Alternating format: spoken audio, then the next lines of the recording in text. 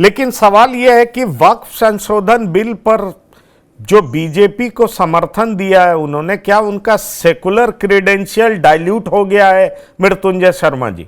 क्योंकि अब बहुत सारे लोग बोलने लगे हैं कि नीतीश कुमार अब रेलिवेंट नहीं रह गए, अब उनको बीजेपी के साथ ही रहना होगा। और बीजेपी ने टेक्टिकली चुनाव से पहले इस तरह का समर्थन लेकर के एक रास्ता ही उनका बंद कर दिया कि वो अब आरजेडी के बारे में सोच भी सके।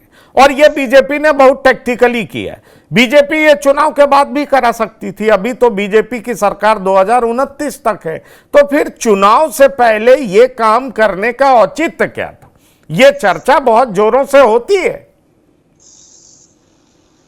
नहीं पंकज, मुझे लगता है कि जो केंद्र की सरकार है उसका अपना एक तरह से आप कहें रोस्टर होता है चीजों का, जो उसको लाना है बिल्स का, और एक बहुत लंबा प्रोसेस होता है। वक्फ का भी अगर देखेंगे तो पिछले साल जुलाई में इंट्रोड्यूस हुआ था, फिर वो जेपीसी में गई, फिर चर्चाएं हुई और फिर जाके अभी इंट्रोड्यूस हुआ। तो एक स्टेट के इलेक्शन से मुझे नहीं लगता है कि केंद्र की सरकार 1.5 साल रुकने को तैयार होगी कि वहां चुनाव हो जाए उसके बाद हम रुके, पहला। दूसरा, मुझे लगता है कि जेडीयू का अगर आप स्टांस देखेंगे मोटा मोटी, तो इस पार्टी ने कभी भी बहुत एक्सट्रीम स्टांस नहीं लिया है। आप मानेंगे कि हाँ, इनको अल्पसंख्यकों का भी वोट मिलता रहा है, लेकिन कई बार आप देखेंगे नेशनलिस्ट मुद्दों पे, आपको ध्यान होगा कि जब पुलवामा का मुद्दा हुआ था, पुलवामा अटैक्स हुए थे, उस समय भी ये, इनफैक्ट उस समय ये राजद के साथ थे और इन्होंने बहुत तारीफ की थी इनफैक्ट केंद्र सरकार की। डिमोनेटाइजेशन के समय आपको याद होगा, बहुत सारे ऐसे मुद्दे बीच बीच में रहे हैं जिसमें आप देखेंगे कि जदयू थोड़ा सा बैलेंस्ड व्यू लेती है। वक्फ का और सीए में थोड़ा सा अंतर जो मुझे लगा है पंकज जी, सीए में एक तरह से बहुत एक्सट्रीम स्टांस था कि जो जो यहाँ के अल्पसंख्यक हैं उनकी नागरिकता पे सवाल उठ जाएगा और उस प्रकार की चीजें। वक्त मुझे लगता है कि जनरल पॉपुलेस जो है, आप देखेंगे, आप आम लोगों के बीच भी जाके बात करेंगे तो उसपे जनरल एक जो व्यू है, ये बिल सही है, लॉजिकली सही है, इसमें कुछ भी गलत नहीं है। तो इसीलिए बहुत एक्सट्रीम स्टांस लेने की जरूरत नहीं पड़ी है जो मुझे लगता है। मैं ये भी कहूंगा कि इससे फर्क पड़ेगा जो अल्पसंख्यक समाज का वोट बैंक है उनका, या उसका समर्थन जो इनको मिलते रहा है।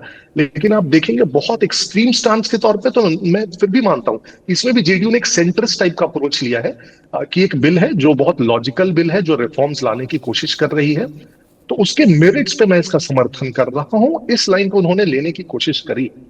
तो बहुत लॉन्ग टर्म में आप देखेंगे तो मुझे लगता है, हो सकता है कि शॉर्ट टर्म में थोड़ा सा इसका असर पड़े, लेकिन लॉन्ग टर्म में मुझे लगता है कि बाकी छोटी छोटी जो पॉलिसीज आप लाते हैं और जिस प्रकार से एडमिनिस्टर करते हैं अपने स्टेट को, उससे एक ब्रॉडर नैरेटिव बनता है। और उसमें आप देखेंगे कि पिछले कई वर्षों में बहुत सारे ऐसे मुद्दे आए हैं, चाहे वो भागलपुर दंगों के जो जो विक्टिम्स रहे उनको न्याय दिलाने की बात रही हो। ललन सिंह जी एक दो इंस्टेंस दे रहे थे लोकसभा में कि कैसे कब्रिस्तानों की जो बाउंड्री वाउंड्री करवाई गई है। तो उस प्रकार की चीजों में मुझे अभी भी लगता है कि जेडीयू ने एक सेंट्रिस्ट अप्रोच रखा है। इस चुनाव में थोड़ा सा फर्क पड़ सकता है, लॉन्ग टर्म में मुझे लगता है फिर भी वो बहुत ज्यादा फर्क नहीं पड़ेगा। जो एक ऐसे भी आप देखिए, जो मेजर चंक आप बोलेंगे अल्पसंख्यक वोट का, वो जेडीयू को नहीं आता है। मैं मानता हूँ आता है, लेकिन मेजर चंक अभी भी वो आरजेडी को जाता है, कांग्रेस को जाता है, अगर एआईएमआईएम जैसी पार्टी आ गई तो उसको चला जाता है। तो एक छोटा चंक ऐसे ही अभी भी आता है। लॉन्ग टर्म में मुझे लगता है वो छोटा चंक उतना इंटैक्ट रख पाएगी ये पार्टी, जो मुझे लगता है एकदम एंटी नहीं हो जाएंगे इसके जो मुस्लिम्स हैं।